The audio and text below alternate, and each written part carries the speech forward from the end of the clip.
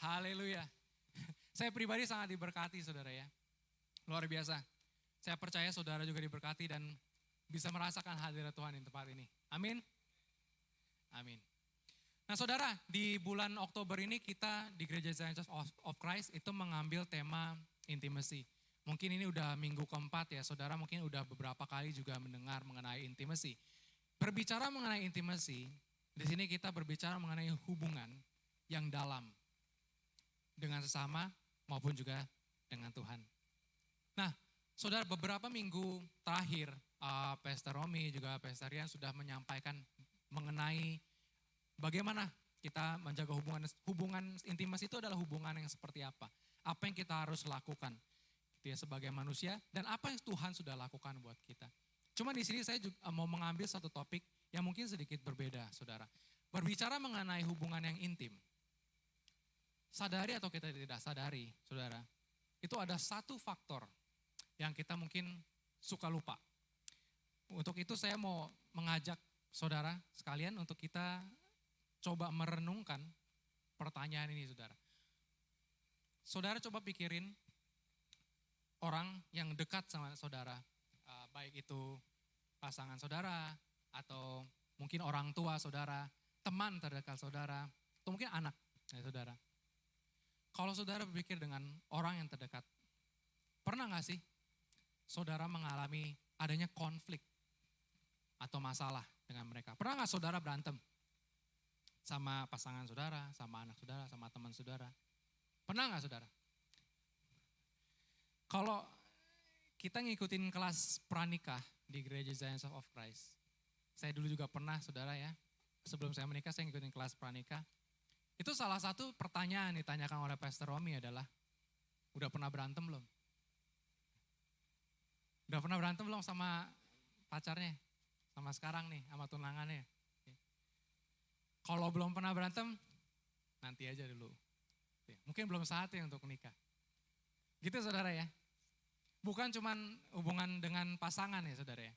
Tapi sebenarnya kalau kita lihat terkait dengan hubungan, kita baru bisa dianggap, baru bisa merasa dekat atau intim setelah kita melewati masalah, setelah kita melewati konflik bersama. Betul? Nah, sama juga dengan kehidupan kita ya. Baik kita yang mungkin bekerja di marketplace, baik kita juga mungkin yang melayani. Kita belum bisa dibilang hebat, kita belum bisa dibilang ahli. Kalau kita belum pernah terjatuh sebelumnya. Gitu ya. Atau kalau bicara manis chef, koki gitu. Belum bisa dibilang, oh jago kalau belum pernah tangannya terluka. Selalu kalau motong itu pelan-pelan, gak bakal jago-jago saudara. Kalau saudara main saham, investasi, belum bakal dibilang ahli kalau gak pernah rugi. Untung terus gitu. Itu belum ahli saudara, belum menemukan triknya. Gitu ya. Jadi dalam kehidupan kita, kalau kita berbicara mengenai intimacy atau hubungan, salah satu aspek yang mungkin kita sering tidak sadari saudara, bahwa konflik atau masalah itu menjadi hal yang sangat-sangat lumrah. Bahkan itu menjadi salah satu indikator seberapa sebenarnya kita bisa intim dengan sesama kita ataupun dengan Tuhan.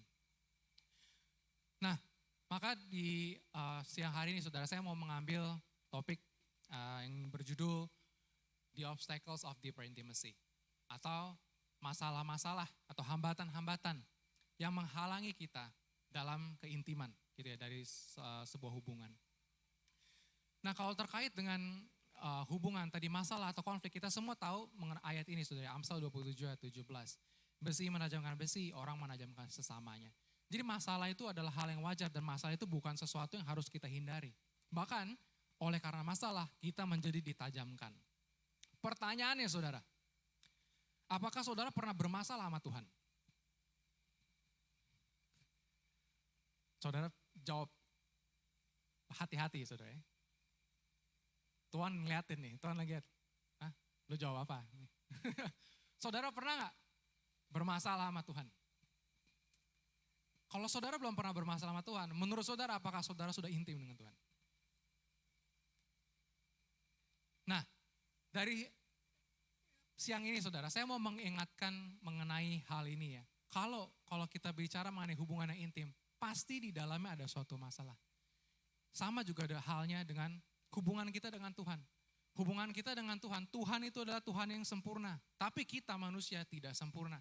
Ada hal-hal yang mungkin kita lalai. Ada hal-hal yang karena kesalahan kita menjadikan kita kecewa sama Tuhan. Menjadikan kita sedih atau menjadikan kita mundur dari Tuhan. Nah, kalau kita bicara intimacy atau hubungan, ada 3 hal, 3 masalah besar ya, yang menjadi masalah utama dalam hubungan.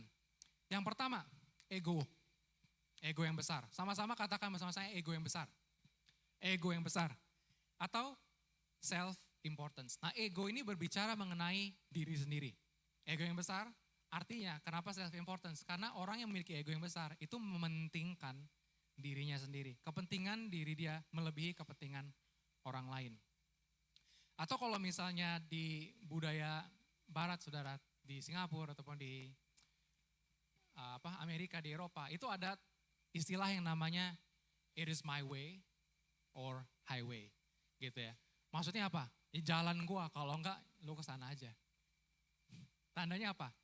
Kita sebagai orang yang ego, atau orang yang egonya besar, memiliki ciri itu dia mau menetapkan standar hidup dia buat orang lain.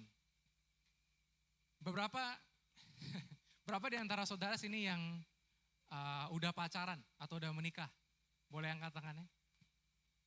Nah, mungkin mungkin saudara yang nih udah punya pasangan, udah menikah atau mungkin berpacaran ya, mungkin tahu mengenai hal ini, saudara ya. Sebelum kita punya pacar, sebelum kita menikah, biasanya setiap kita itu punya standar. Benar gak sih? Kita punya, pokoknya ya, pasangan ideal gua itu kayak gini. Biasa ada tuh, ya kan? Teman saya ada perempuannya dia, itu punya standar. Standarnya itu, saudara, dia pernah cerita sama saya, pokoknya pacar gua itu harus minimum tingginya 170 cm. Ya kan? Terus udah gitu minimum pendapatannya, gaji dia sebulan sekian. Nah, udah gitu, saudara, saya harus pokoknya pacar gua, dia bilang ya, yang lahir di kota ini. Gitu ya, saya spesifik banget ya. Standarnya luar biasa. Nah, gara-gara itu sampai dia umur sekarang masih belum punya pacar juga, saudara. Karena standarnya terlalu tinggi. Nah, akhirnya yang biasa dilakukan apa? Semakin perlahan-perlahan standar diturunin. Nah, ini saudara berbicara mengenai ego, ini sering sekali terjadi bahkan tanpa kita sadari gitu ya. Kita tuh punya standar kita. Dan standar yang kita punya ini kadang kita juga taruh ke Tuhan. Kita mau Tuhan yang ngikutin standar kita. Pokoknya ya, Tuhan, ya kan, gue udah ke gereja setiap minggu, udah pelayanan, memberikan persembahan, memberikan perpuluhan. Nah, ini mau melakukan usaha, Tuhan berkatin. Kalau Tuhan gak berkatin, gue move on. Ada orang-orang seperti itu, saudara ya. Termasuk teman saya. Saya pernah dulu ditanya sama teman saya, lu tahu gak sih rahasia doa dijawab Tuhan? Waktu itu saya bingung, rahasia doa dijawab Tuhan. Emang ada ya? Emang kita punya, ada trik gitu ya, bisa kayak nipu Tuhan gitu. Kalau dengan trik itu Tuhan pasti jawab gitu ya. Saya waktu itu, emang iya ada? Nah, terus saya tanya, emang apa? Terus dia bilang, caranya ya bro, kalau misalnya doa lu mau dijawab Tuhan, itu mesti jangan benefitnya itu buat lu, dia bilang. Benefit itu buat orang. Hah, maksudnya gimana? Dia bilang, jadi kalau misalnya contoh, lu pengen usaha lu diberkatin berhasil, pengen naik jabatan, bilangnya jangan supaya lu diberkatin, tapi bilangnya supaya gue bisa bantu panti asuhan, dan gue bisa berkatin orang. Berdasarkan pengalaman gue bro, itu pasti dijawab Tuhan. Sampai hari ini gitu ya, dia bilang selalu dijawab Tuhan. Saya bilang, oh bisa gitu ya. Bisa gitu ya, kita ngontrol Tuhan gitu ya. Kayak Tuhan tuh gak bisa lihat isi hati kita yang terdalam gitu. Kita bilang, kita mau buat dia nih, kita kalau berhasil kita kasih. Gitu ya, panti asuhan. Sampai suatu saat doanya dia tuh gak dijawab sama Tuhan. Disitulah akhirnya dia kecewa sama Tuhan dan meninggalkan Tuhan. Nah itu saudara, berbicara mengenai ego. Kita suka punya standar-standar kita taruh standar kita sama Tuhan. Pokoknya Tuhan harus ikutin standar kita. Mungkin tanpa kita sadari. Gitu ya. Yang kedua, ciri orang yang egonya yang tinggi adalah merasa dirinya paling hebat dan paling benar. Ego itu sendiri ya, adalah suatu hal yang Tuhan taruh untuk setiap manusia tuh. Jadi setiap manusia tuh memang punya ego, saudara. Jadi memang wajar kita tuh punya ego. Kalau kita nggak punya ego, itu kita mungkin bisa dibilang bukan kayak manusia ya. Kayak peliharaan. Peliharaan aja punya ego ya, saudara ya. Punya kemauannya sendiri gitu. Nah kita manusia juga punya ego. Cuman yang menjadi masalah adalah kalau ego itu menjadi lebih besar. Nah kalau saudara lihat di Kejadian, Tuhan menciptakan Adam dan Hawa. Nah ini perkataan si ular, si iblis. Di Kejadian 3 ayat yang kelima, dia bilang sama Hawa, tetapi Allah mengetahui bahwa pada waktu kamu makan, matamu akan terbuka. Kamu akan menjadi seperti Allah, tahu tentang apa yang baik dan yang jahat. Di sini saya halat, kamu akan menjadi seperti Allah. Kenapa saudara? Ini menjadi salah satu sebenarnya indikator ya. Kalau misalnya kita lihat, kenapa sih Hawa akhirnya ngambil buah? Karena sebenarnya dia sempat mikir ini saudara. Masa sih gak apa-apa kalau makan bisa sama seperti Tuhan. Mengetahui apa yang baik, apa yang jahat. Ini pasti sempat terlintas di pikirannya Hawa. Gitu ya, which is egonya dia. Gitu yang menguasai dia. Dan akhirnya ego inilah yang membawa Adam dan Hawa jatuh dalam dosa. Membawa kita manusia jatuh dalam dosa. Jadi hubungan kita dengan Tuhan itu terputus bukan karena Tuhannya. Tapi karena kita. Karena kita manusia yang berdosa. Karena ego kita nggak mau berhubungan sama Tuhan. Jadi waktu itu Pastor Rian sempat nyampain saudara ya, ada ilustrasi dari salah satu brand handphone yang terkenal dulu zaman dulu gitu ya, yang gambarnya salaman gitu taruh tangan. Nah itu hubungan kita dengan Tuhan kan sama seperti itu ya. Tuhan tuh udah mengulurkan tangannya, cuma terkadang egonya kita yang nggak mau ngambil tangannya Tuhan. Nggak mau meraih tangan Tuhan, udah Tuhan gue bisa sendiri. Merasa diri kita lebih hebat, merasa diri kita selalu benar. Gitu ya. Itu adalah ciri ego yang kedua. Yang ketiga, orang yang ego yang tinggi, orang yang besar, itu memiliki ciri ini saudara, mencari orang lain kalau ada perlunya aja. Mencari Tuhan kalau ada perlunya aja. Udah berapa lama gak pernah ketemu, ucuk-ucuk datang tiba-tiba, bro, dulu kan kita pernah pelayanan bareng bro ya. Oh iya. Sorry nih, ada gak bro 100.000? Pinjem 100 dong, gitu ya. Kadang gitu saudara, ada orang tiba-tiba datang cuma nyari perlunya, cuma pas ada perlunya aja. Sama gitu, ada juga orang-orang yang datang pada Tuhan cuma kalau ada perlunya aja. Tapi gak di sini saudara ya, kelihatan saudara semua datang ibadah. Amin. Amin. Nah bagaimana lantas respon kita? Bagaimana kita melawan ego ini untuk bisa memiliki hubungan yang intim dengan Tuhan? Yang pertama, yaitu menyangkal diri sendiri atau self-denial. Di Lukas 9 ayat ke-23 berkata, katanya kepada mereka semua, setiap orang yang mau mengikut aku, ia harus menyangkal dirinya, memikul salibnya setiap hari dan mengikut aku.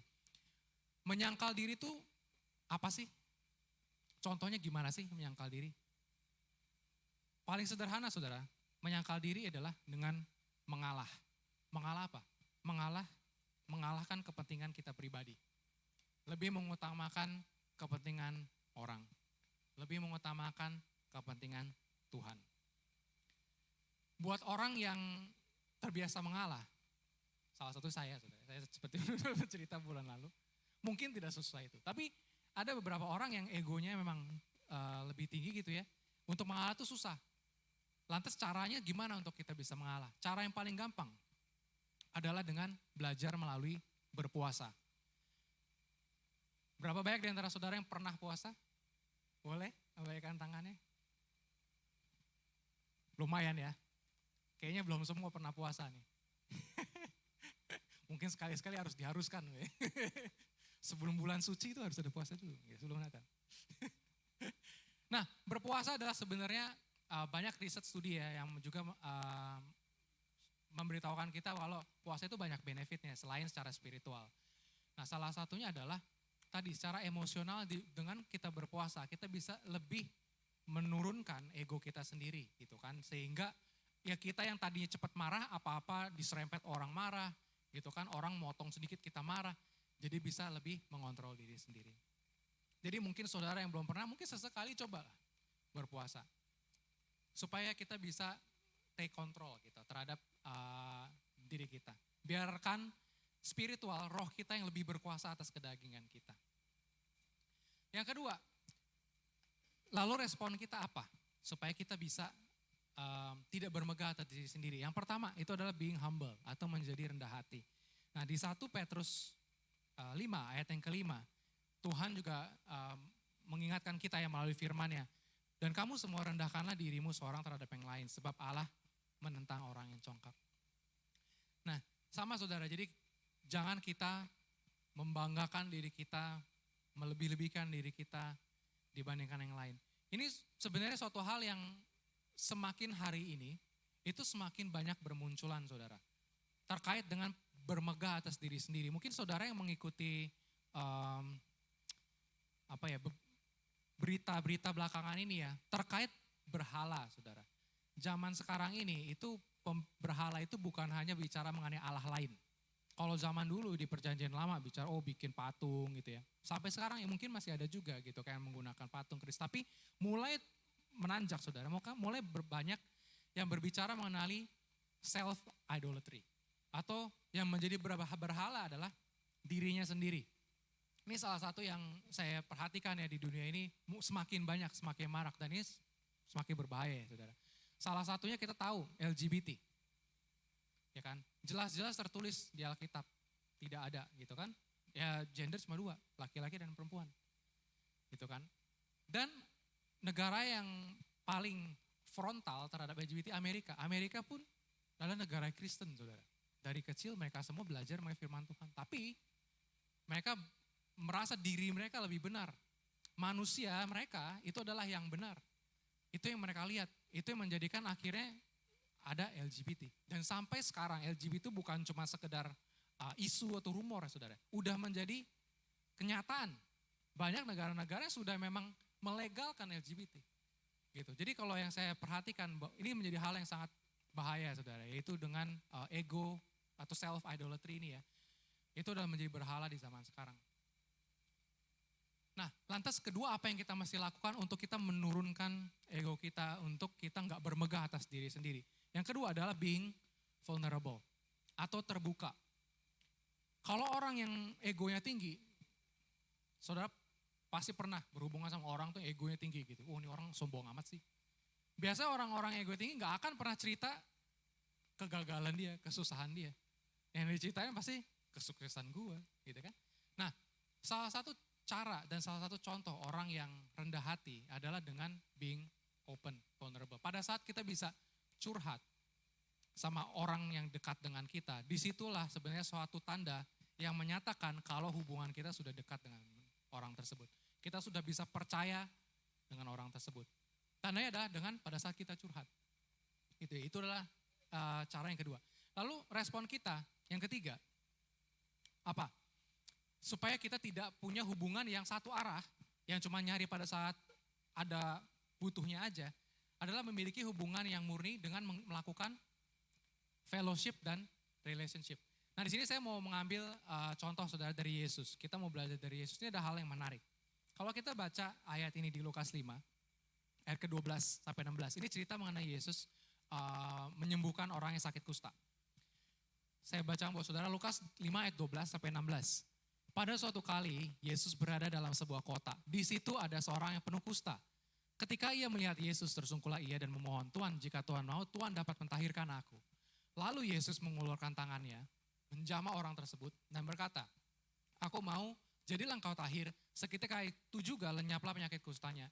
Yesus melarang orang itu memberitahukannya kepada siapapun juga dan berkata, pergilah, perlihatkanlah dirimu kepada imam, persembahkanlah untuk pentahiranmu menjadi persembahan seperti yang diperintahkan Musa sebagai bukti bagi mereka. Nah, yang menarik saudara, kabar tentang Yesus itu makin tersiar, datang orang banyak bondong-bondong kepadanya untuk mendengar dia dan untuk disembuhkan dari penyakit mereka. Nah, di sini Yesus mengundurkan diri ke tempat-tempat yang sunyi dan berdoa. Jadi, di peristiwa ini kita lihat, Yesus datang melihat orang kusta, Yesus sembuhkan orang kusta, melakukan mujizat. Habis melakukan mujizat, dia berdoa.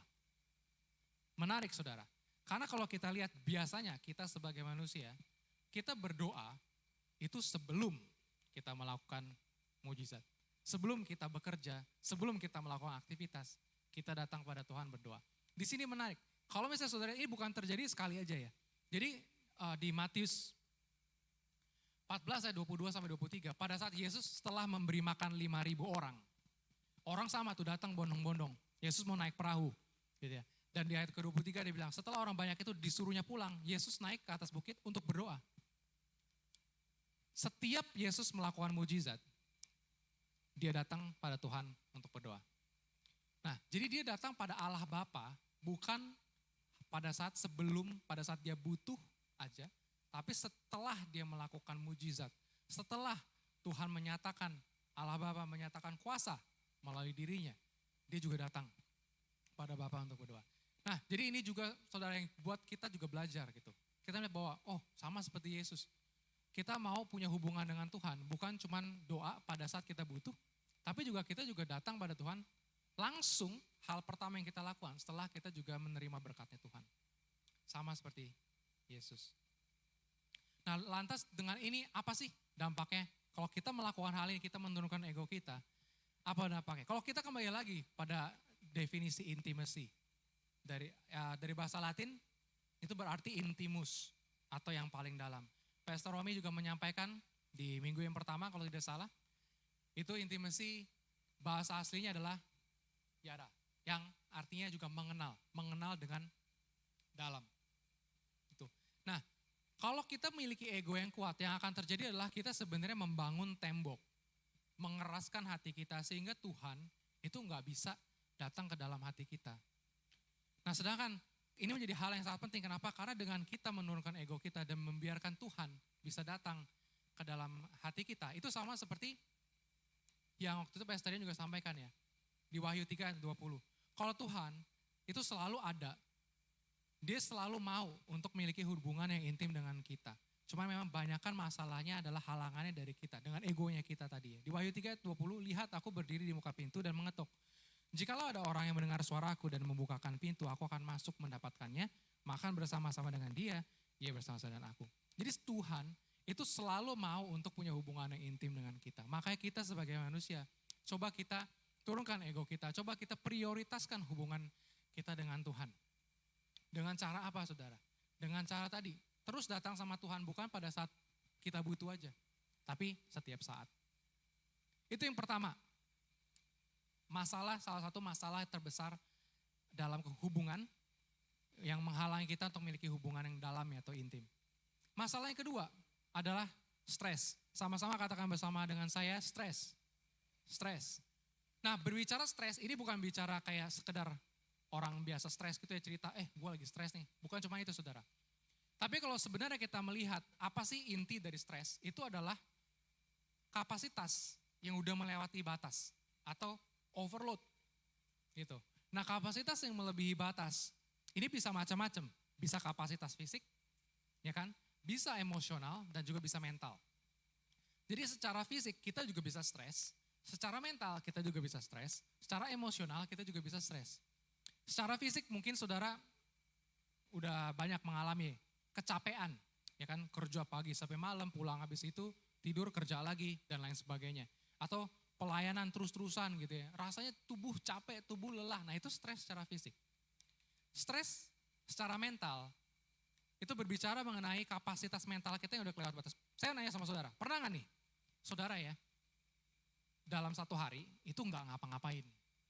Gak ngapa-ngapain, tapi tetap rasanya kayak males melakukan apapun. Pernah gak saudara? Hah? Saya sendiri pernah saudara ya. Seharian gitu ya, kerjaannya cuma duduk aja, nonton di sofa gitu kan. Seharian nonton film Korea gitu, pagi sampai malam. Kayak gak ngapa-ngapain gitu. Tapi pada saat bicara mengenai, yuk kita datang sama Tuhan, yuk kita ibadah. Atau kita doa yuk, saat teduh. Males kayaknya. Itu ya. Padahal sebenarnya gak capek secara fisik. Ya kan, cuma duduk doang di sofa, nonton doang seharian. Nah itu berbicara mengenai kapasitas mental. Jadi kita terlalu overload gitu ya, masuk terus gitu informasi-informasi. Walaupun kita secara fisik gak capek, tapi terkadang kita mentally capek. Ataupun secara emosional. Kayak draining banget gitu ya kalau misalnya kita khawatir setiap detik, setiap jam. Nah itu contoh juga emotional stress. Nah Mungkin saudara, saya tanya saudara pernah dengar istilah ini? ADHD. Ini adalah salah satu yang mungkin semakin banyak ya bermunculan. Ini adalah salah satu penyakit psikologis, saudara. Yang artinya ini sebuah singkatan ya, Attention Deficit Hyperactivity Disorder. Nah, bahasa manusianya, ini kan kesannya keren banget, apaan tuh attention deficit? Nah, bahasa manusianya adalah ADHD itu bicara mengenai orang yang gak bisa fokus. Semakin sekarang saudara, semakin banyak informasi, semakin banyak stress level ya di dunia ini, ADHD ini juga semakin meningkat. Karena apa? Ya memang ada penyebab secara genetik, secara natural bisa terjadi ya. Tapi ADHD ini juga bisa terjadi karena kebiasaan dan kehidupan aktivitas kita. Jadi orang fokusnya itu susah. Contohnya saudara, kalau lagi dengar firman, dengar khotbah, baru bentar aja gitu kan, buka handphone. Nah, pernah lihat saudara? Nggak di sini sih, di tempat lain. Ya kan?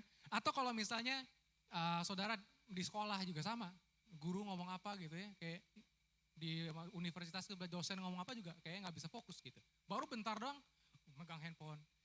Nah saya juga pernah ke gereja-gereja yang besar saudara. Jumlah jemaatnya jauh lebih banyak di sini. Tapi kalau saya lihat saudara, pada saat firman disampaikan dalam waktu berapa menit, semua udah pada pegang handphone. Saya sempat iseng ngintip, ngapain sih? Scrolling TikTok, scrolling Instagram, ada yang WhatsAppan, gitu ya. Karena mereka udah gak bisa fokus cuma denger satu firman itu, denger ya, fokus ke satu aktivitas doang. Ini permasalahan yang semakin banyak bermunculan saudara. Ada studi yang dilakukan sama lembaga riset di Amerika, itu dia menganalisis 2.800 anak muda yang masih sekolah, masih teenage ya. 2.800 ini yang dianalisa adalah orang-orang yang tidak punya gejala ADHD. Gak punya gejalanya. Dalam waktu 2 tahun, lalu kembali dianalisis. Dilihat, dari orang-orang tadi 2.800 orang, orang-orang yang banyak menggunakan sosial media, 53% diantaranya sudah mulai menunjukkan gejala-gejala ADHD. Dalam waktu 2 tahun, orang menggunakan sosial media, 53% udah mulai menunjukkan gejala-gejala ADHD. Kenapa saudara? Karena zaman sekarang ini melalui sosial media, melalui apa yang kita tonton, itu informasi datang bertubi-tubi. Lama-kelamaan apa? Kita menjadi terbiasa, kita melihat informasi itu, kita nggak bisa fokus. Bahkan banyak di antara kita yang menjunjung tinggi gitu ya, istilah multitasking. Sambil ngeliat Instagram, gitu kan, orang misalnya ngajar guru di depan, sambil lihat Instagram. Kerja sambil lihat Instagram, terus ada yang nanya, emang bisa bro? Bisa kok multitasking. Banyak gitu saudara ya, bisa multitasking. Kelihatannya efisien, efektif, bisa melakukan beberapa hal pada saat yang bersamaan. Tapi memberikan efek samping ini saudara. Lama-kelamaan tubuhnya menjadi terbiasa untuk tidak bisa fokus. Attention span-nya semakin lama semakin kecil. Berapa menit ya udah kayak gak bisa fokus. Nah ini penyakit yang banyak sekali dialami sekarang ya, di zaman ini terutama. Itu anak-anak muda apalagi. Nah kalau kita lihat saudara, di Lukas 5 ayat ke-16, tadi yang saya sampaikan ya, terkait Yesus setelah dia melakukan mujizat menyembuhkan orang sakit kusta. Di ayat ke-16 berbicara, ia mengundurkan diri ke tempat-tempat yang sunyi dan berdoa. Jadi kalau misalnya kita bicara stres atau ADHD, itu solusinya, obatnya adalah tenang, diam, silence, dan menyendiri. Kalau orang yang ADHD ke psikiater, ke dokter ya saudara, itu obat yang dikasih obat penenang. Gak ada obatnya. Tapi dibikin supaya dia tuh bisa lebih tenang. Karena dia tuh kayak gak bisa diam gitu.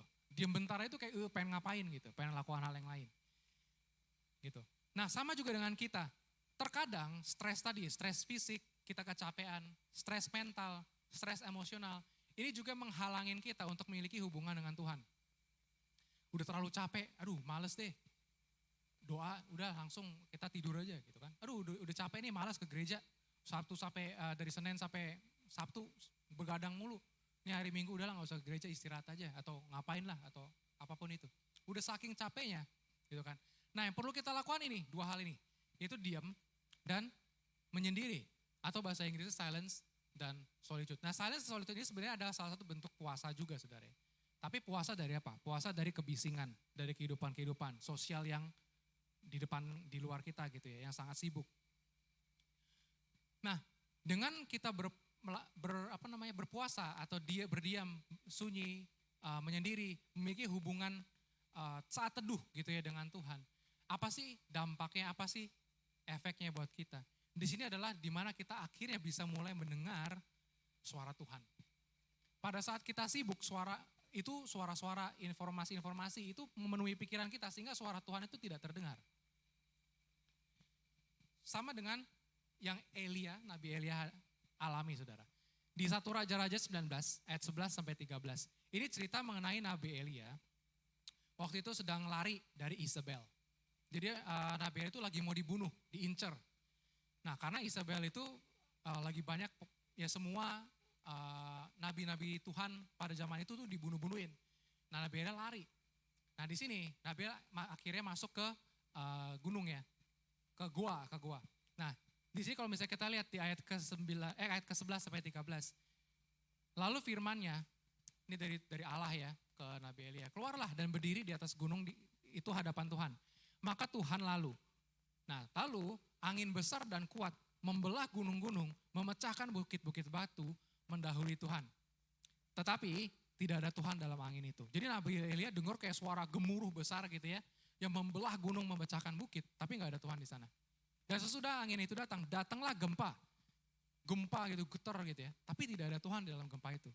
Di ayat yang ke-12, sesudah gempa itu datanglah api. Jadi ada api, panas gitu ya, tapi tidak ada Tuhan dalam api itu. Dan sesudah api itu datanglah bunyi angin sepoi-sepoi. Nah, di angin sepoi-sepoi sudah Elia mendengarnya, ia menyelubungi mukanya dengan jubahnya lalu pergi keluar dan berdiri di pintu gua itu.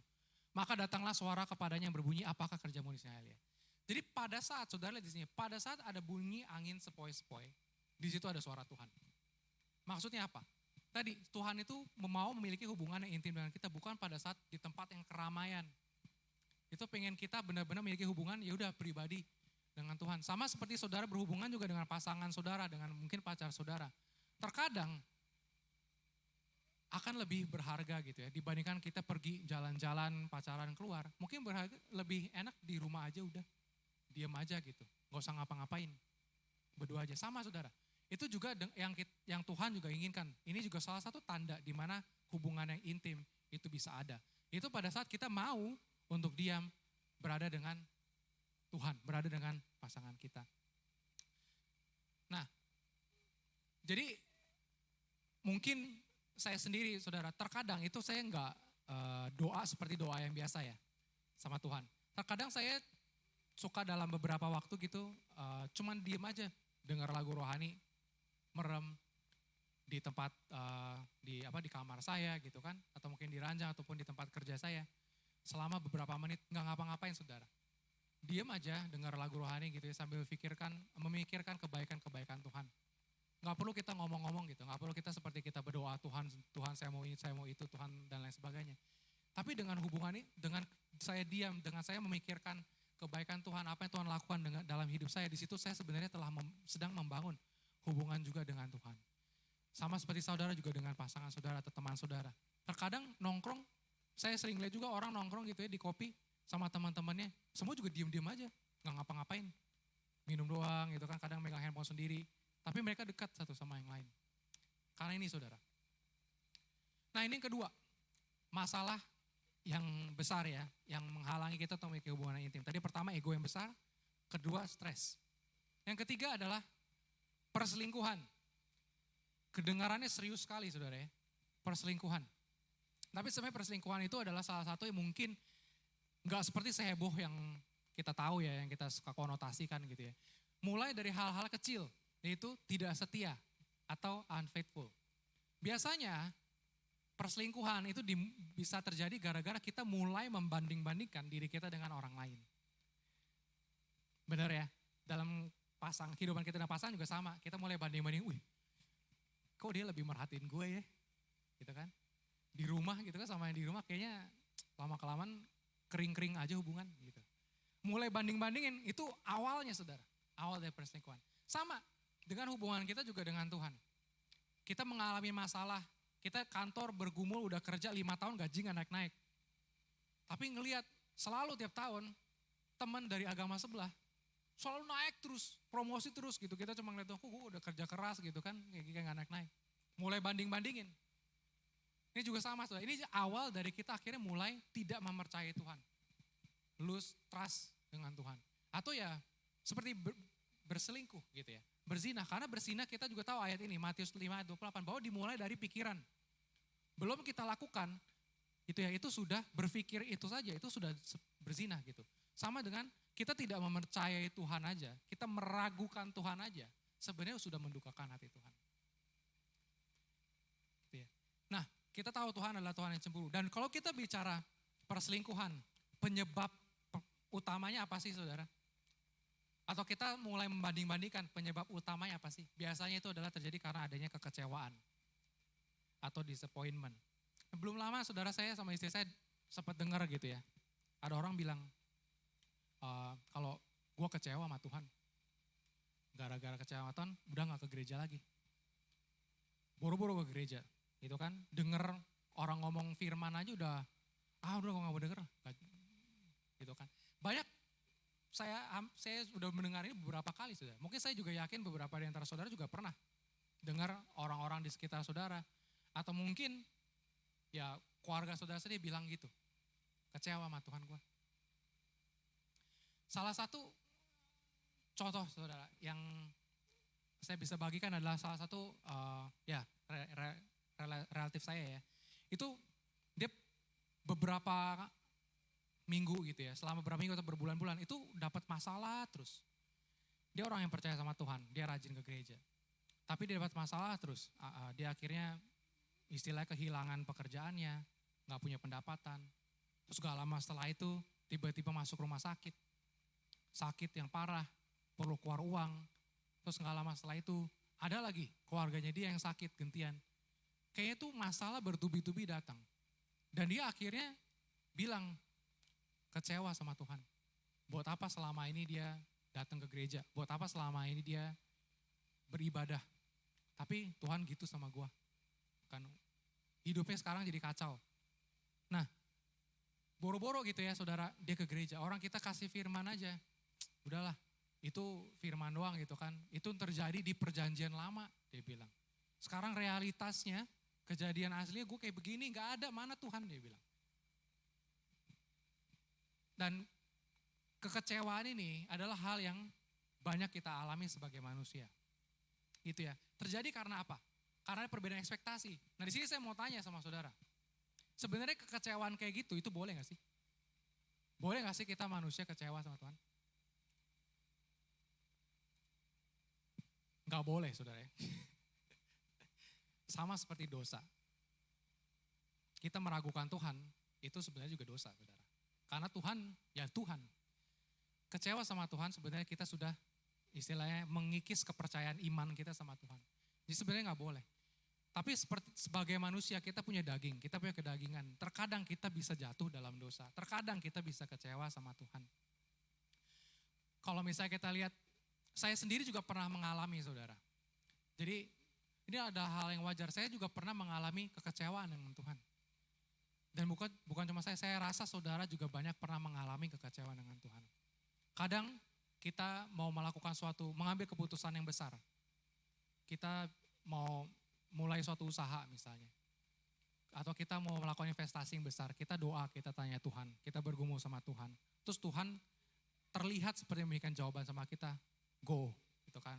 Invest aja ya, usaha aja. Tapi pas saat kita jalanin akhirnya usaha itu gagal. Akhirnya misalnya investasinya gagal. Kita rugi dari situ.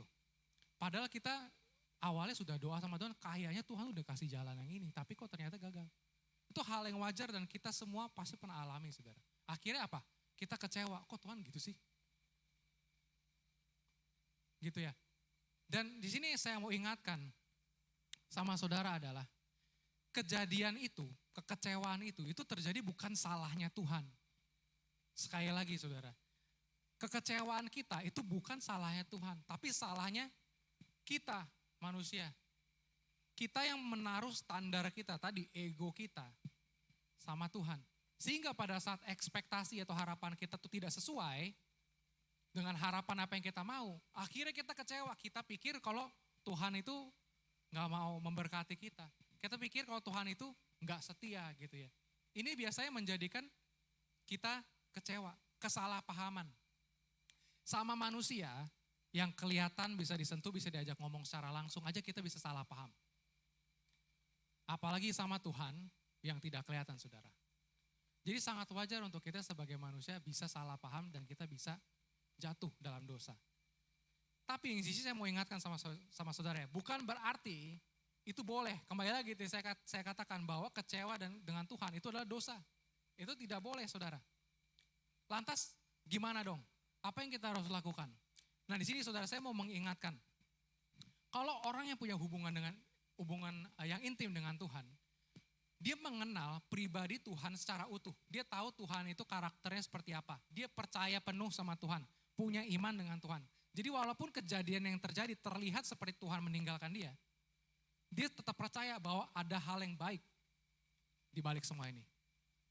Sama sekali lagi saya katakan, ada hal yang baik, segala sesuatu yang terjadi, ada hal yang baik di balik semua itu.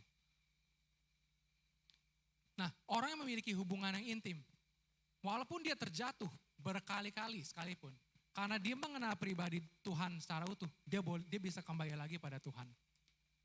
Perbedaannya orang yang memiliki hubungan yang intim dengan yang sekedar Kristen KTP adalah apa? Tadi pada saat terjatuh, ada kekecewaan, yang tidak mengenal akan akhirnya meninggalkan Tuhan. Baiknya tidak ke gereja ataupun bahkan yang lebih ekstrim sampai misalnya pindah agama. Nah ini makanya di sini melalui hari ini saudara, sharing hari ini, saya mau kembali lagi mengingatkan kepada saudara bahwa masalah itu adalah hal yang biasa. Dalam hubungan pasti akan ada masalah. Sama dengan hubungan kita dengan Tuhan. Gitu ya. Karena kitanya tidak sempurna. Jadi pasti ada aja masalah, ada kekecewaan di sana. Karena apa? Karena satu, ego kita yang terlalu tinggi. Karena dua, mungkin kita terlalu stres. Karena tiga, karena kita tidak setia dengan Tuhan. Mulai membanding-bandingkan, mulai melihat-lihat yang lain. Kita tidak percaya penuh sama Tuhan. Hal yang biasa. Tetapi saudara, saya mau ingatkan kembali lagi juga bahwa masalah yang terjadi bukanlah akhir dari segalanya. Bahkan justru dari masalah ini bisa muncul hubungan yang intim, hubungan yang lebih dalam. Sebab di Amsal 24 ayat yang ke-16, di sini tertulis bahwa sebab 7 kali orang benar jatuh, namun ia bangun kembali. Tetapi orang fasik akan roboh dalam bencana. Sekali lagi, mungkin saudara boleh baca ayat ini bersama-sama dengan saya. Amsal 24 ayat yang ke-16. Sebab 7 kali orang benar jatuh, namun ia bangun kembali. Tetapi orang fasik akan roboh dalam bencana. Nah inilah yang membedakannya saudara. Dan inilah himbauan dan ajakan kenapa saya membawa topik ini saudara. Masalah itu tidak bisa kita hindarin. Tapi yang penting adalah apa? Pada saat kita terjatuh, tolong saudara, bangun lagi. Jangan nyerah. Walaupun saudara belum melihat jawaban Tuhan atas doa-doa saudara. Jangan takut Tuhan. Jangan takut saudara. Jangan mundur. Percayalah bahwa setiap doa, setiap hari kita berdoa, semakin dekat kita dengan jawaban Tuhan. Amin. Karena kita semua tahu, kita percaya. Yeremia 29 ayat yang ke-11. Sebab aku ini mengetahui rancangan-rancangan apa yang ada padaku mengenai kamu. Demikianlah firman Tuhan. Rancangan damai sejahtera, bukan rancangan kecelakaan. Untuk memberikan kepadamu hari depan yang penuh dengan harapan. Jadi apapun masalah saudara, mungkin saudara pernah juga mengalami hal yang sama. Ajakan dari saya adalah, kembalilah pada Tuhan. Kita semua percaya bahwa Tuhan tahu apa yang terbaik buat kita. Mungkin kita belum melihat jawaban Tuhan, tapi jawaban Tuhan pasti ada dalam kehidupan kita. Kalaupun jawaban Tuhan bukan apa yang kita mau, biarlah kehendak Tuhan yang jadi atas kehidupan kita. Amin. Dan kalau ternyata Tuhan benar-benar menjawab doa kita, disitulah kita bisa melihat kalau Tuhan itu Tuhan yang setia. Jawaban Tuhan diberikan atas doa kita. Dan disinilah akhirnya iman kita juga kembali dibangun dan hubungan kita menjadi lebih intim dengan Tuhan. Itu aja yang saya mau sampaikan di siang hari ini. Mari kita sama-sama berdoa.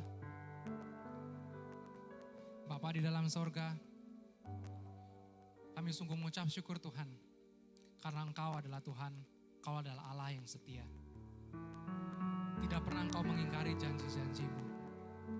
Dan Engkau adalah Tuhan yang memiliki rancangan-rancangan yang indah bagi kami. Rancangan-rancangan damai sejahtera, rancangan kesehatan, rancangan berkat yang melimpah, dan juga bukan rancangan-rancangan yang jahat. Tuhan Yesus, kami mau lebih lagi dekat padamu Tuhan. Kami mau lebih lagi mengandalkan-Mu Tuhan dalam segala apapun yang kami hadapi dalam kehidupan kami. Kami mau serahkan Tuhan hari ini seluruh kehidupan kami ke dalam tangan-Mu. Kami mau mempercayakan Tuhan kehidupan kami sepenuhnya ke dalam tangan-Mu. Kami percaya Tuhan bahwa Engkau pasti menyediakan hal yang terbaik pada waktunya.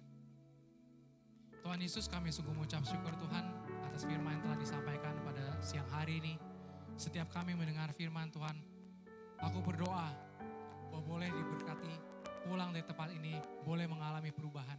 Apapun hambatan, apapun halangan, apapun rintangan yang dihadapi, keluar dari tempat ini juga boleh dilepaskan. Diberikan jalan keluar. Kau berkati Tuhan setiap kami, individu dan pribadi yang ada Tuhan di tempat ini.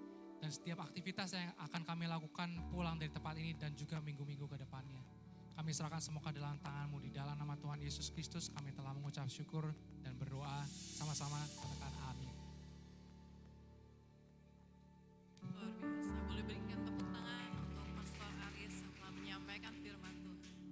Kita percaya saudara, pengenalan akan Tuhan, hubungan yang intim dengan Tuhan, itu tidak bisa dibangun dengan 1-2 hari saja. Tapi mungkin berminggu-minggu, berbulan-bulan, bertahun-tahun.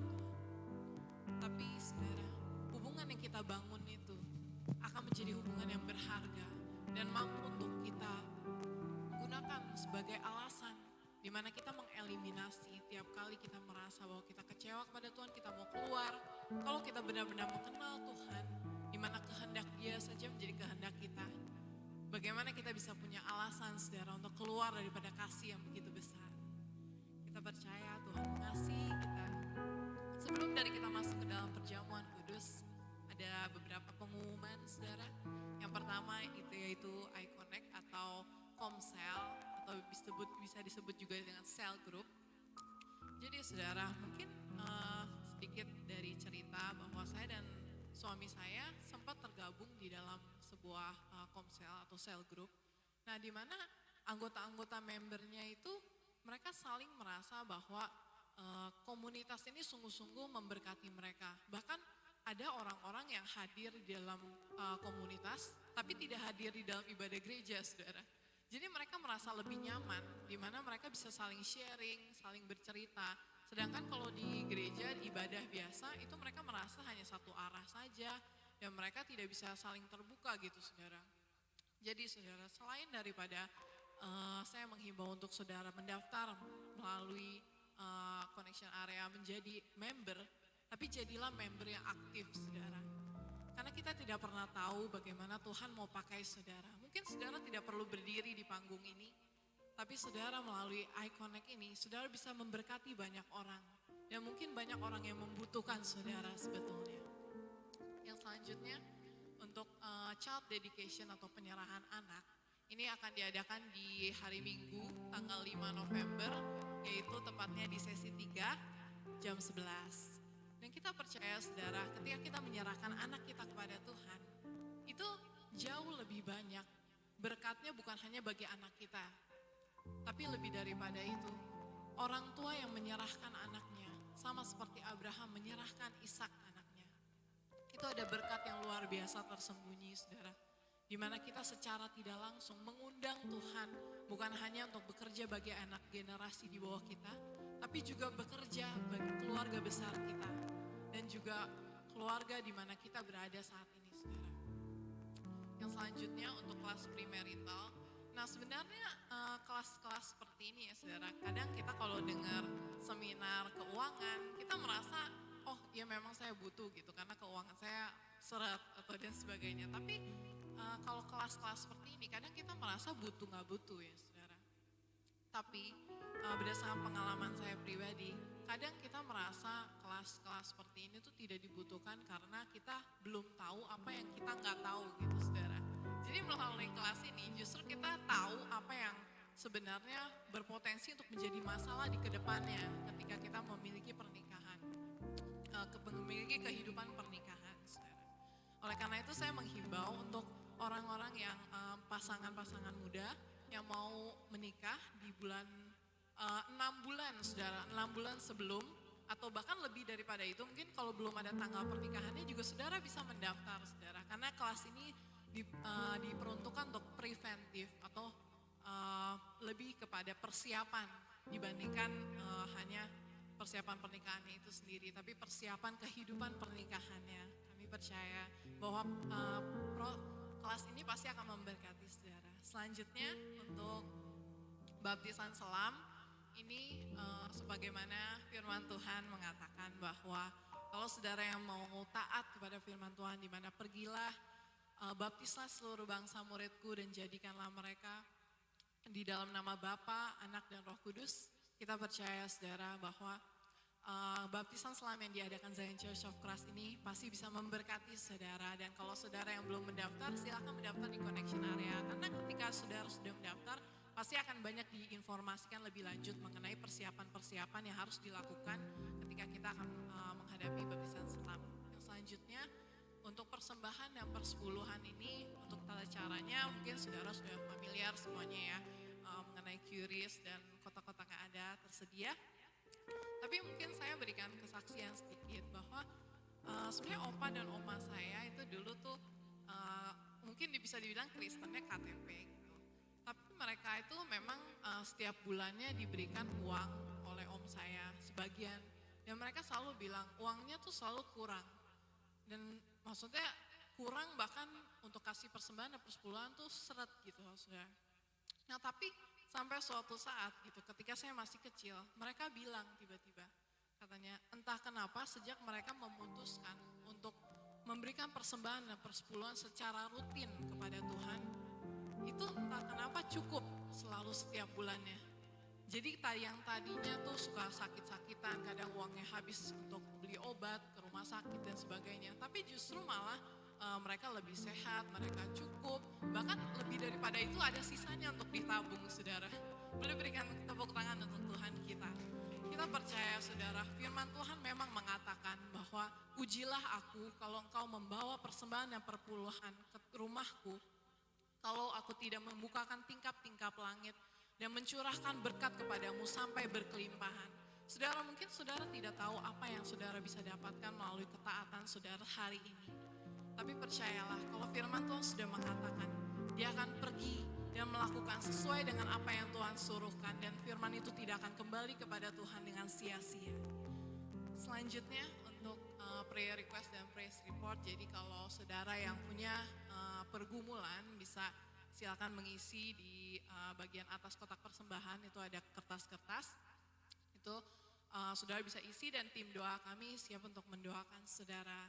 Yang selanjutnya untuk praise report. Jadi kalau misalnya saudara punya mujizat atau mengalami sesuatu yang luar biasa di dalam Tuhan, itu silakan dibagikan juga kisahnya. Karena kami rindu untuk mendengarkan kesaksian-kesaksian saudara di mana bisa dibagikan lagi kepada teman-teman yang lain, jemaat-jemaat yang lain, supaya lebih lagi banyak orang yang diberkati, banyak orang yang dikuatkan. Nah, kita percaya kesaksian kita bisa memberkati banyak orang.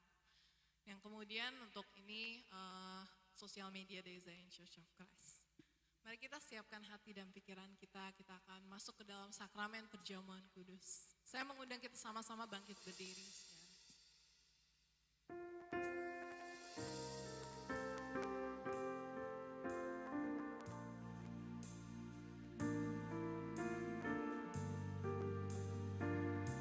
Boleh sama-sama kita angkat pujian ini.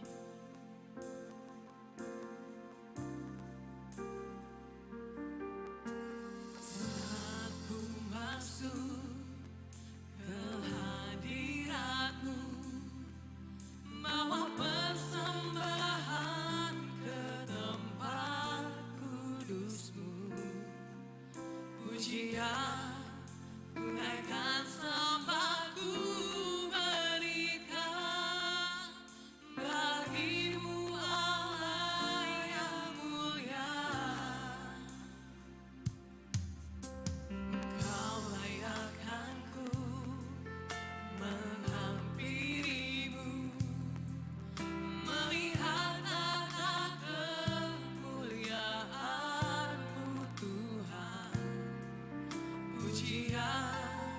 Ku naikkan sembah, ku berikan bagimu Allah yang mulia.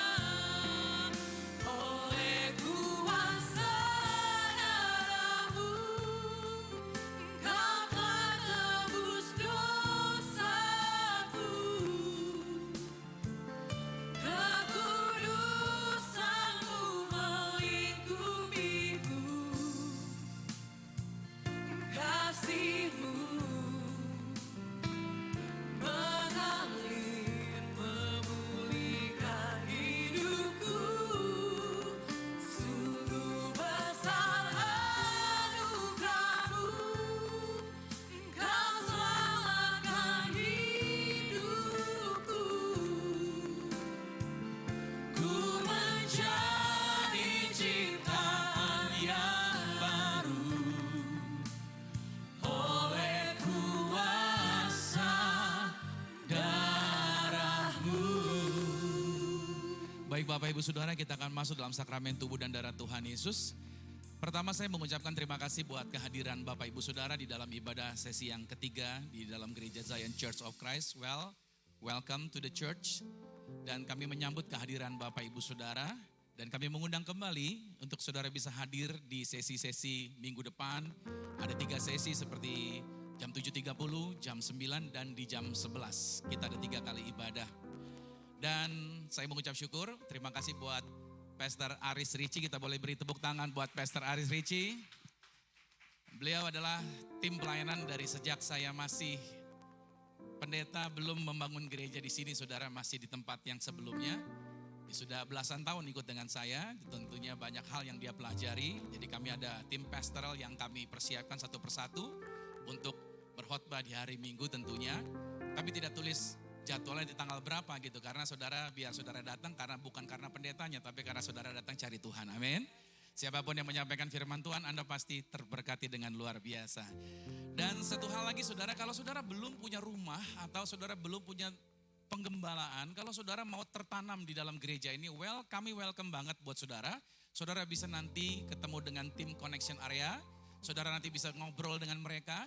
Saudara yang mau tertanam, saudara yang mau lebih lagi untuk dibapai. Karena ingat baik satu hal ini saudara, bahwa kalau kita nonton YouTube, banyak pengajar-pengajar rohani kita bisa jumpai di media sosial, di YouTube juga banyak saudara. Tetapi Bapak rohani itu cuma satu di mana saudara tertanam di gereja tersebut. Pengajar-pengajar rohani tersebut belum tentu punya waktu untuk dengerin keluhan saudara, problem saudara, tantangan saudara. Tapi Bapak rohani selalu menyiapkan waktu buat Anda. Saya bersedia menjadi Bapak rohani saudara. Kenapa? Karena saya memang dipanggil untuk menggembalakan. Seorang gembala mendengarkan apa yang menjadi keluhan, problem, masalah. Dan dia dengarkan sharing. Bahkan dia juga mendoakan apa yang menjadi problem daripada jemaat penggembalaannya. Kalau saudara memang rindu untuk tertanam, didewasakan, diperlengkapi, itu kerjaan saya bersama dengan tim. So please, jangan ragu. Kontak, kami punya tim yang ada di depan, yaitu tim yang akan memberikan jawaban sama saudara di Connection Area. Dan di situ saudara akan diberkati luar biasa. Lalu berdoa ke saudara, kita berdoa bersama di 2024. Di 2024 di awal Januari, ibadah jam 11 seperti hari ini kami akan set up untuk ibadah remaja dan pemuda. So anak-anak saudara yang masih remaja, pemuda, ya 2024 itu ibadah untuk mereka. Jadi formatnya mungkin sedikit berbeda. Bukan berarti Anda yang sudah senior gak bisa ikutan. Gak apa-apa kalau Anda merasa muda, masuk aja di jam 11. Anda akan diberkati dengan ibadah yang cozy, dengan ibadah yang memang disiapkan buat anak-anak remaja, anak-anak pemuda, pemuda dewasa juga boleh, silakan masuk.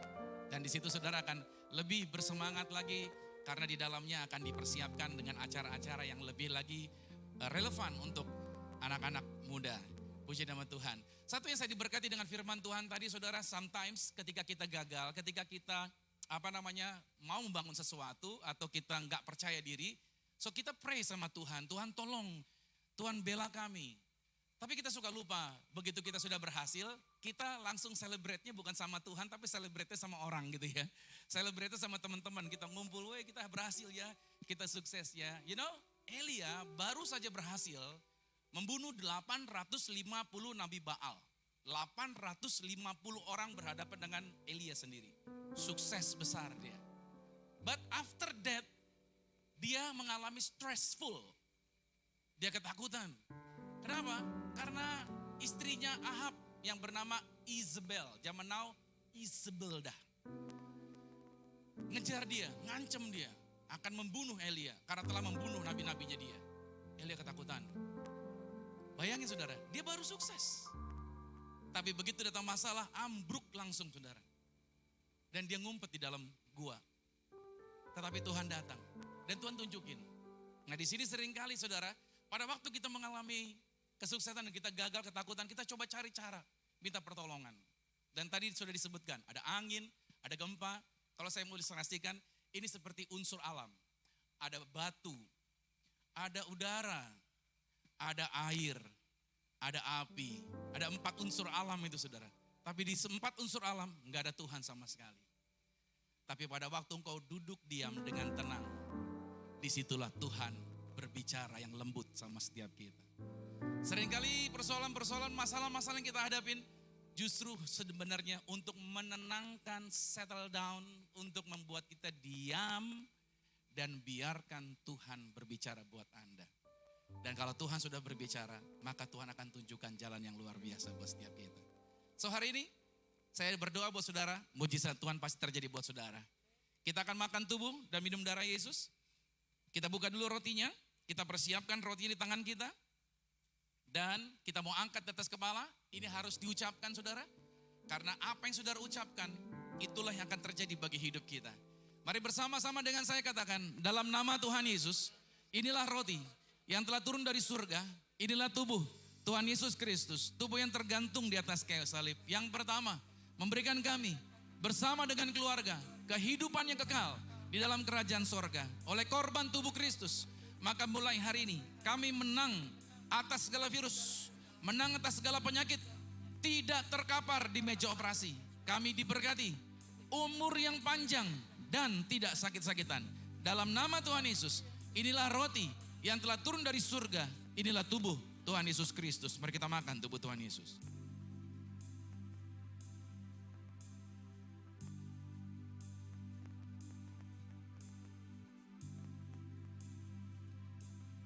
Mari kita angkat anggur ini. Dengan iman sama-sama saya katakan, dalam nama Tuhan Yesus, inilah darah Yesus Kristus. Darah yang tercurah, darah yang tertumpah di atas kayu salib. Sebagai perjanjian yang baru dan yang kekal. Oleh korban darah Yesus, maka mulai hari ini kami menang atas segala penyakit. Kami menang atas setan-setan. Bersama keluarga termeterai menjadi warga sorga. Punya rumah di bumi, punya rumah di sorga. Silakan pasukan malaikat, jagai kami, proteksi kami, berdiri dimanapun, tempat yang kami injak, tempat yang diberkati. Apa yang kami doakan, digenapi, pasti berhasil. Saudara jangan minum dulu, masing-masing saudara boleh minta lagi sama Tuhan. Saudara minta apa di bulan Oktober ini? Saudara berdoa di hadapan Tuhan. Doa orang benar, bila dengan yakin didoakan, sangat besar kuasanya. Percayalah, kuasa Tuhan terjadi. Sekali lagi sama-sama dengan saya katakan, dalam nama Tuhan Yesus, Tuhanlah yang mengajar. Sakramen tubuh darah Yesus, kuasanya lebih dari roti mana? Bangsa Israel, terima roti mana? 40 tahun di padang gurun, tidak pernah kelaparan, tinggal makan tidur. Kami bersama keluarga, tidak miskin, tidak bangkrut, tidak kekurangan. Makan tidur diberkati. Apa yang kami pegang, yang kami sentuh, yang kami kerjakan di dalam karir, bisnis, proyek, usaha, studi, pelayanan kami diberkati lipat kali ganda dari berkat tertinggi yang pernah kami raih. Dalam nama Yesus, inilah darah Yesus Kristus. Mari kita minum darah Yesus.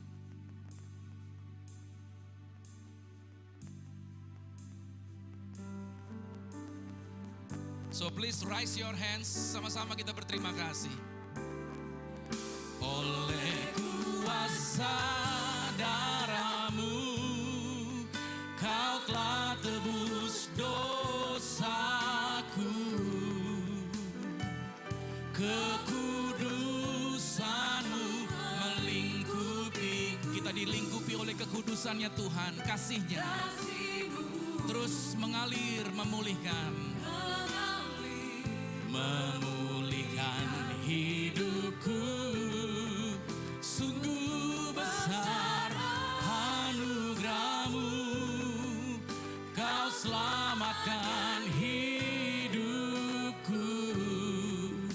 ciptaan baru. Ciptaan yang baru oleh kuasa darah-Mu, oleh kuasa darah-Mu. Di tangan kami ada minyak urapan. Tuhan yang mengajarkan kuasa, di mana para murid diperintahkan mendoakan orang sakit dan mengusir setan-setan. Maka hamba berkali-kali membuktikan kuasa Tuhan melalui sakramen minyak ini. Maka aku mengangkat dalam nama Tuhan Yesus, inilah minyak urapan. Setiap tetesnya punya kuasa ngusir setan, dan setiap olesnya punya kuasa menyembuhkan sakit penyakit dalam nama Tuhan Yesus. Inilah minyak urapan. Kita boleh teteskan di atas kepala, maka setiap pot, setiap botol ini dalam nama Tuhan Yesus. Inilah minyak urapan. Mujizat kuasa kemuliaan Tuhan dinyatakan dalam nama Tuhan Yesus. Inilah minyak urapan. Saudara, saya pakai minyak bukan karena saya dukun, saudara. Seringkali mungkin orang berpikir kok gerejanya pakai minyak kayak dukun. Bukan gereja ngikutin dukun, dukun yang ngikutin gereja, saudara. Dan percayalah, dukun gak pernah pakai minyak zaitun. Dukun pakai minyak nyong-nyong, whatever lah. Tapi gak pernah pakai minyak zaitun. Minyak zaitun secara klinis kedokteran itu sehat, bisa dikonsumsi. Bahkan orang-orang yang pengen sehat, mereka beli minyak zaitun yang light. Ini yang apa namanya? Yang gelapnya ya, yang model gelapnya, yang buat masak bukan ini buat salad. Jadi yang buat masak yang lebih terang, yang light, itu mereka menggoreng dengan minyak zaitun, itu sehat. Jadi sebenarnya saudara, secara klinis saja sudah dibuktikan sehat. Saya ke Israel, lalu ada sebuah taman di Bukit Zaitun, di dalamnya ada pohon zaitun yang umurnya maybe 3.500 lebih lah, 3.500 tahun, dan still masih berbuah. Dan itu luar biasa. Yesus selalu berdoa di bukit itu, di Bukit Zaitun. Yesus naik ke surga dari Bukit Zaitun. Kitab Zakaria menulis, Yesus turun dari surga menjejakkan kakinya di atas Bukit Zaitun. So kenapa setan takut dengan minyak urapan? Minyak zaitun, kuasa Tuhan bekerja. Bahkan zaitun itu juga sejak zaman perjanjian lama dipakai untuk sebagai minyak lampu. Jadi kalau saudara diurapi, didoakan dengan minyak, saudara tidak bisa disantet, Anda tidak bisa diguna-guna. Orang berhasil, pasti orang selain sirik itu biasa. Orang sirik pasti akan menggunakan segala macam cara. Tapi saudara yang diurapi dengan minyak, Anda gak bisa diserang kuasa kegelapan. Amin. Bahkan Anda menang atas segala virus. Anda menang atas segala penyakit. Proteksi Tuhan ada bersama dengan kita. Ada orang malam itu dia puasa, besok ginjalnya akan diambil. Saya datang malam itu dan saya nubuatkan, saya doain dengan minyak, saya nubuatkan, besok dokternya scan ulang dan ginjalmu tidak akan dipotong. Begitu selesai saya doain, besokan sorenya saya dapat kabar, dokternya scan ulang dan ginjalnya tidak jadi dioperasi. Saya buktikan berkali-kali saudara, bagaimana dengan sakramen minyak ini. Bahkan orang yang diikat kuasa kegelapan, aneh, tangan saya ada minyak, lalu saya sodorkan tangan saya ke dia, dia gak berani pegang tangan saya. Dia lihat tangan saya seperti api, karena saya pakai minyak. Dan begitu saya pegang dia menggeliat seperti kepanasan. Apakah saya ada apinya? Bukan, tapi karena kuasa yang Tuhan sediakan. So di akhir zaman saya percaya, Tuhan menyatakan kuasa, Tuhan menyatakan mujizat. Sampai hari ini, kita boleh pinter, sekolah boleh tinggi, teknologi semakin maju. Tapi kuasa Tuhan tidak pernah tergantikan oleh teknologi apapun juga. Tuhan tetap Tuhan yang luar biasa, Tuhan tetap Tuhan yang dahsyat. Bahkan bayi dalam kandungan yang sungsang, yang kata dokter gak bisa, mesti dioperasi, berdoa, menupang tangan, memberi perintah, bayi yang sungsang kembali ke posisinya lagi dan dia bisa lahiran normal. Kuasa Tuhan bisa bekerja. So hari ini saya percaya, apa yang kita mengucapkan di mulut kita akan terjadi. Amsal 18 ayat 21. Saya mau ajak saudara, mari kita ucapkan kata-kata yang di belakang saya, bersama-sama dengan saya, kita memperkatakan apa yang Tuhan janjikan. Sama-sama dengan saya katakan. Saya diberkati. Oke, good. Oke, yang ini. Sama-sama dengan saya. Saya diberkati, berkelimpahan, telah ditebus, telah diampuni, dibenarkan, diurapi, disempurnakan, diberi kuasa, hidup dalam kasih karunia, berharga, aman, sehat, penuh kemuliaan, fokus pada Yesus, disiplin, percaya diri, pandai cerdas. Saya diciptakan segambar dan serupa Yesus untuk menggenapi setiap panggilan dan tujuannya atas hidup saya. Di dalam nama Yesus, Amin. Beri tepuk tangan yang meriah buat Tuhan. Bapak berkati setiap mereka, setiap jemaat Tuhan yang hadir hari ini. Mereka pulang diberkati, mereka pulang bawa mujizat, mereka pulang bawa kemenangan. Berkati juga bersama keluarga, satu orang bertobat, seisi rumahnya pasti diselamatkan. Berdoa buat bangsa kami Indonesia, dari Papua sampai dengan Aceh, Miangas, Pulau Rote, setiap kota-kota di Indonesia, semuanya aman dalam perlindungan Tuhan. Kami tolak segala bentuk teror, rancangan orang jahat kami halau dalam nama Tuhan Yesus. Maka juga Tuhan berkati para pemimpin, dipimpin dalam hikmat roh dan dalam roh hikmat dan kebijaksanaan, dalam mengambil keputusan untuk kemajuan bangsa dan negara. Berdoa juga buat setiap jemaat Tuhan dalam karir, dalam bisnis, dalam proyek mereka, diberkati Tuhan berhasil. Maka juga Tuhan berkati mereka, biar target mereka di bulan Oktober ini pasti tercapai. Berkati tangan-tangan mereka yang telah membawa korban syukur, persembahan syukur mereka diberkati. Baik yang transfer secara bank BCA atau QRIS BCA ataupun melalui kotak persembahan, gantikan dengan lipat kali ganda. Karena janji Tuhan, orang yang menabur di ladang Tuhan tidak pernah kekurangan, selalu diberkati dalam segala kelimpahan.